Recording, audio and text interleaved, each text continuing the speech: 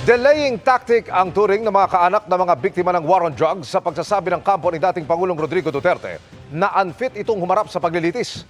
Ngayong buwan sana ang confirmation of charges hearing ni Duterte sa ICC pero ipinagpaliban kasunod ng hiling ni Duterte. Nakatutok si Sandra Aguinaldo. Okay naman siya.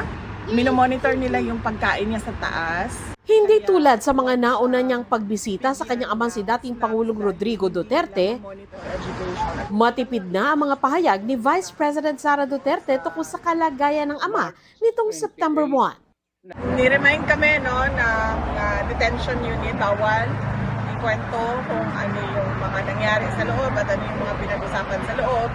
I can only say na President Duterte is still alive. Yan lang po.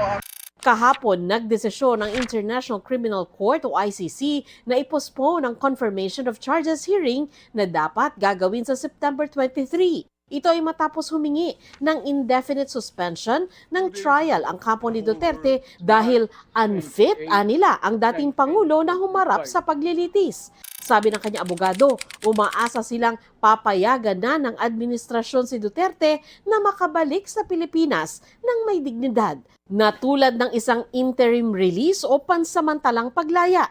Dagdag niya, hirap ang depensa sa umunay patuloy na lumalalang medical situation ni Duterte na nakaapekto umano sa abilidad nitong maunawaan ang ebidensya at mabigyan ng instructions o direktiba ang kanyang mga abogado.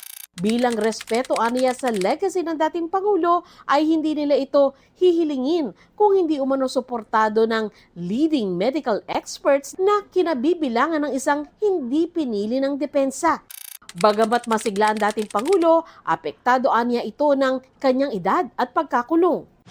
Duda ang mga pamilya ng mga biktima ng drug war sa sinasabi ng kampo ni Duterte na unfit ito na humarap sa trial. Nakikita raw nila ito bilang strategy para madelay o kaya'y malusutan ang kaso sa ICC. Tingin namin ay delaying tactics lang niya na ano lang talaga ipahaba itong kaso. Ang pakiramdam nga namin, pinarurusahan ulit kami kasi nakahanda kami. Paano naman po kami? 9 na taon na po yung hinihintay namin. Nawalan po kami ng mahal sa buhay. Hindi naman po kami papayag na gano'n na lang po palagi, hiling ng hiling. Paano naman po yung mga justice na hinihingi namin? Ayon sa mga abogado ng biktima na si Attorney Cristina Conti, pwedeng sa mismong trial na talakayin ang kalusugan tulad ng ipinunto ng isa sa mga judge. Aniya, limited lang ang pagpapaliban na ibinigay ng ICC. Ang fitness for trial, dalawang bahagi po yan. Kung kaya niyang pakinggan at sundan yung mga pangyayari. Yung pangalawa, nasundan niya, napakinggan niya.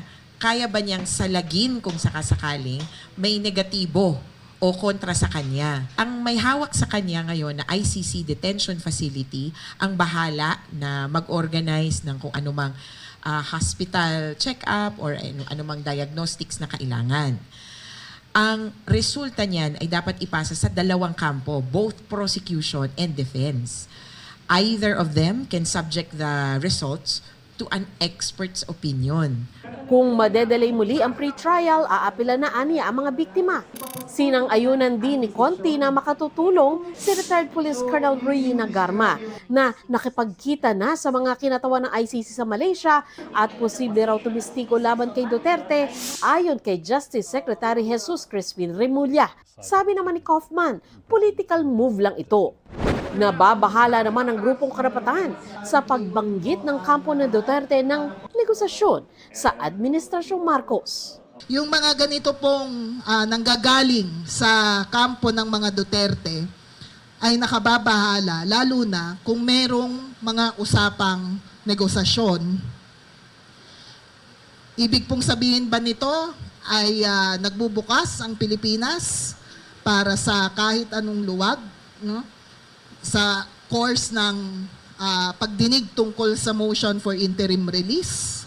Wala pang pahayag ang kampo ng Malacanang sa sinabi ng kampo ni Duterte. Para sa GMA Integrated News, Sandra Aguinaldo, nakatutok 24 oras.